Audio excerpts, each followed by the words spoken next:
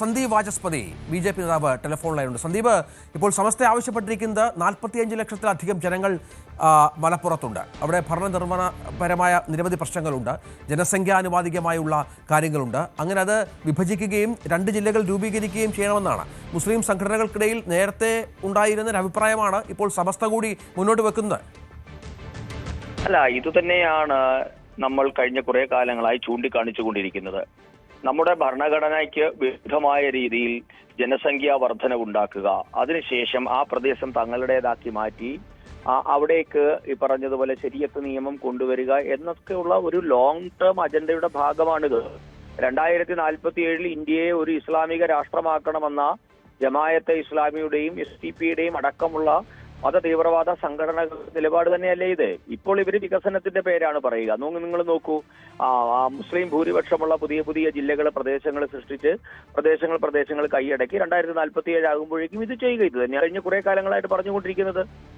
അപ്പൊ ഇതിന് ഭരണഘടനാപരമായ ഒരു തീരുമാനമാണ് ഉണ്ടാകേണ്ടത്, ഭരണഘടനാപരമായ സൊല്യൂഷനാണ് ഉണ്ടാകേണ്ടത്. സ്വാഭാവികമായും ജനസംഖ്യ കൂടുമ്പോൾ ജില്ലകൾ വിഭജിക്കുക, ഭരണ സൗകര്യത്തിന് വേണ്ടി വികസനം എത്താനൊക്കെ ചെയ്യുക എന്നുള്ളത് സ്വാഭാവികമായ നടപടികളാണ്.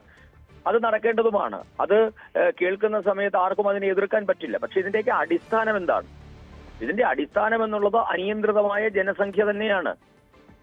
അതിനാണ് ഈ രാഷ്ട്രത്തിൽ സിവിൽ കോഡ് കൃത്യമായി കൊണ്ടുവരണമെന്ന് ഭാരതീയ ജനതാ പാർട്ടി കഴിഞ്ഞ കുറെ കാലങ്ങളായിട്ട് പറയുന്നത്. ഏകപക്ഷീയമായി ഒരു വിഭാഗത്തിന്റെ ജനസംഖ്യ കൂടുകയും പ്രദേശങ്ങൾ മുഴുവൻ അവരുടെ കൈകളിലേക്ക് പോകുന്നതിനകത്ത് ഒരു അസന്തുലിതാവസ്ഥയുണ്ട്. ആ അസന്തുലിതാവസ്ഥയാണ് നാം ചൂണ്ടിക്കാണിക്കുന്നത്. ഇവരുടെ ഒരു ആവശ്യം എറണാകുളവും ഇടുക്കിയും പാലക്കാടും അത് ഭരണനിർവഹണപരമായ ആവശ്യങ്ങൾക്ക് വേണ്ടിയാണ്, ഈ ഗതാഗത കുരുക്കടക്കമുള്ള കാര്യങ്ങൾ മുന്നോട്ട് വെച്ചാണ്. ആ ജില്ലകളിലും ഒരു പുനഃക്രമീകരണം വേണം എന്നാവശ്യപ്പെടുകയാണ്. ഇത് എല്ലാ രാഷ്ട്രീയ കക്ഷികളും ഒരുമിച്ച് ചേർന്ന് ഞങ്ങളുടെ ആവശ്യത്തിനൊപ്പം നിൽക്കണം എന്ന നിലപാട് കൂടി മുന്നോട്ട് വെക്കുന്നു. ഇന്ന് പ്രത്യേകിച്ചും പ്രതിപക്ഷ നേതാവും മുഖ്യമന്ത്രിയൊക്കെ വൈകിട്ട് ഇവരുടെ സമ്മേളനത്തിൽ പങ്കെടുക്കാൻ പോവുകയാണ്. സന്ദീപ്, അല്ല, അതാ ഞാൻ പറഞ്ഞത്, രാഷ്ട്രീയ നേതൃത്വങ്ങളെ അവരിപ്പോൾ അത്തരം കാര്യങ്ങളെ ചൂണ്ടിക്കാണിച്ച് സമ്മർദ്ദത്തിലാക്കുകയാണ്. സ്വാഭാവികമായും ജനസംഖ്യ കൂടുമ്പോൾ ഭരണ സൗകര്യത്തിന് വേണ്ടി, ജനങ്ങളുടെ സൗകര്യത്തിന് വേണ്ടി ചെറിയ ഭരണ സംവിധാനങ്ങൾ ഉണ്ടാകണം എന്നുള്ളതിനകത്തൊന്നും നമുക്കെതിരെ അഭിപ്രായമൊന്നുമില്ല. എനിക്കൊന്ന് ഭാരതീയ ജനതാ പാർട്ടിയുടെ നിലപാട് തന്നെ ചെറിയ ഭരണ സംവിധാനങ്ങൾ എന്നുള്ളത് തന്നെയാണ്.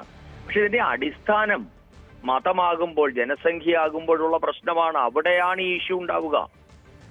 എല്ലാത്തിനകത്തും മതം കലർത്തുകയാണ്. ഞങ്ങളുടെ ആൾക്കാർ കൂടുതലായി, അതുകൊണ്ട് ഞങ്ങൾക്ക് പ്രത്യേക ജില്ല വേണം. എന്തായിരുന്നു മലപ്പുറം ജില്ല ഉണ്ടാകാനുള്ള കാരണം? മലപ്പുറം ജില്ല ഉണ്ടാകാനുള്ള അടിസ്ഥാനപരമായ കാരണം മതമായിരുന്നുവല്ലോ. ആ കൂടുതലുള്ള ആൾക്കാർക്ക് വേണ്ടി പ്രത്യേക ജില്ല, ആ പ്രത്യേക ജില്ലയിലുള്ള ആൾക്കാര് വളർന്ന് വലുതായപ്പോൾ വീണ്ടും അടുത്ത ജില്ല. അപ്പൊ ഇങ്ങനെ ജില്ലകൾ ഇങ്ങനെ കൈയടക്കുകയാണ് മതത്തിന്റെ പേരിൽ. ഈ അസന്തുലിതാവസ്ഥയാണ് നാം അപകടകരമായി ചൂണ്ടിക്കാണിക്കുന്നത്. അല്ലാതെ ഭരണ സംവിധാനത്തിന് വേണ്ടിയോ ഭരണക്രമത്തിന് വേണ്ടിയോ ജനങ്ങളുടെ സൗകര്യത്തിന് വേണ്ടിയോ പുതിയ റവന്യൂ സംവിധാനങ്ങൾ ഉണ്ടാകുന്നതിനകത്ത് ആരാണെതിര്? അതല്ലല്ലോ. ഇതിന്റെ അടിസ്ഥാനം മതമാകുന്നതിനെയാണ് നാം എതിർക്കുന്നത്. ശരി, നന്ദി. സന്ദീപ് വാചസ്പതിയാണ് ഈ വിഷയത്തിൽ പ്രതികരിച്ചത്. ഏതായാലും സമസ്ത മുന്നോട്ട് വെച്ച ആ ആവശ്യം അത് രാഷ്ട്രീയ കേന്ദ്രങ്ങളിൽ വലിയ ചർച്ചയാകുന്നു. പ്രത്യേകിച്ചും തെരഞ്ഞെടുപ്പൊക്കെ അടുത്ത സാഹചര്യത്തിൽ ഈ ആവശ്യം സമസ്ത ശക്തമായി തന്നെ മുന്നോട്ട് കൊണ്ടുപോകുന്നു എന്ന് വേണം മനസ്സിലാക്കാൻ. മറ്റ് മുസ്ലിം സംഘടനകൾ കൂടി ഇത് ഏറ്റെടുക്കുമോ എന്നത് കാത്തിരുന്ന് കാണണം. കൂടുതൽ വാർത്തകൾക്ക് News 18 Keralam YouTube channel subscribe ചെയ്യുക.